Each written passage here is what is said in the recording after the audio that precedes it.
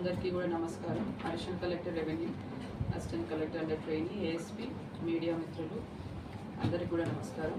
మరి మనము నామినేషన్స్ ప్రక్రియ అన్నది పూర్తి చేసుకున్నాము. జహీరాబాద్ పార్లమెంటరీ కాన్స్టిట్యుయెన్సీకి సంబంధించి 18th ఏప్రిల్ నుంచి నామినేషన్ స్వీకరణ చేశాము.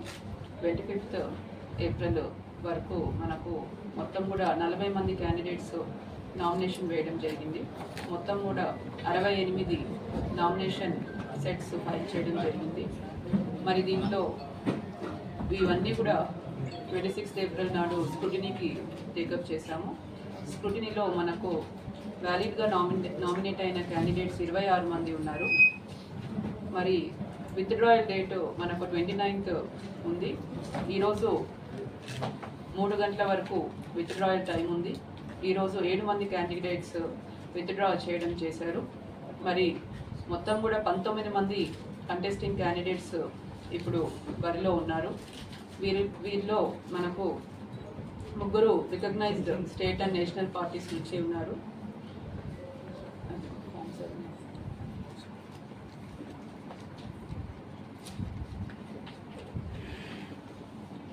అండ్ దాంతోపాటు రిజిస్టర్డ్ అన్రికగ్నైజ్ పొలిటికల్ పార్టీస్ నుంచి ఉన్నారు. అలానే ఇండిపెండెంట్స్ నుంచి కూడా ఉన్నారు.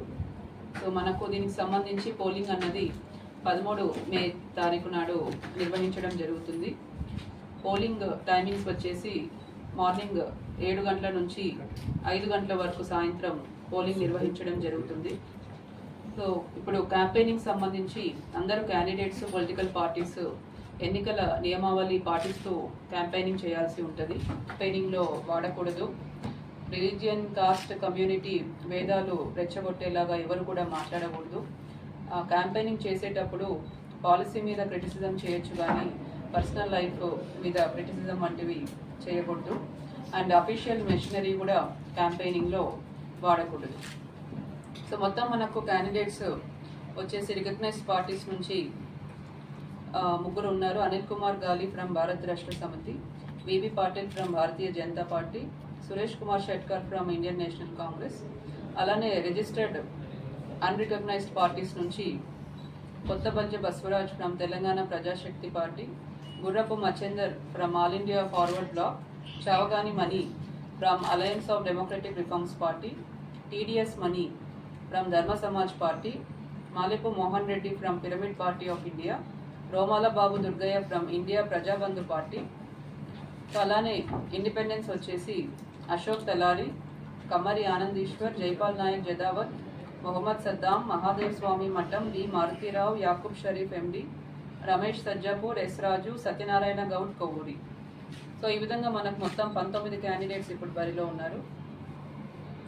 మరి ప్రజలకు సంబంధించి సివిజీ ల్యాబ్ అని ఒకటి ఎలక్షన్ కమిషన్ తరఫు నుంచి ఇవ్వడం జరిగింది. క్యాంపెయినింగ్లో ఏవైనా ఎంసీసీ వైలేషన్స్ నోటీస్ చేస్తే సిటిజన్స్ డైరెక్ట్గా సివిజీ ల్యాబ్ అని ఒక డౌన్లోడ్ చేసుకొని ఫోటో ఆర్ వీడియో తీసి అప్లోడ్ చేస్తే అది మా దృష్టికి రావడం జరుగుతుంది. కంప్లైంట్ వచ్చిన 100 నిమిషాల్లో ఆ కంప్లైంట్ అనేది డిస్పోజ్ కూడా చేయడం జరుగుతుంది. కాబట్టి ఇది ఒక మంచి powerful weapon in the hands of public. So దీన్ని అందరూ కూడా సద్వినియోగం చేయాలని కోరుతున్నాను. దీంతోపాటు 1950 కాల్ సెంటర్ కూడా మనం 24/7 అవైలబుల్గా చేశాము.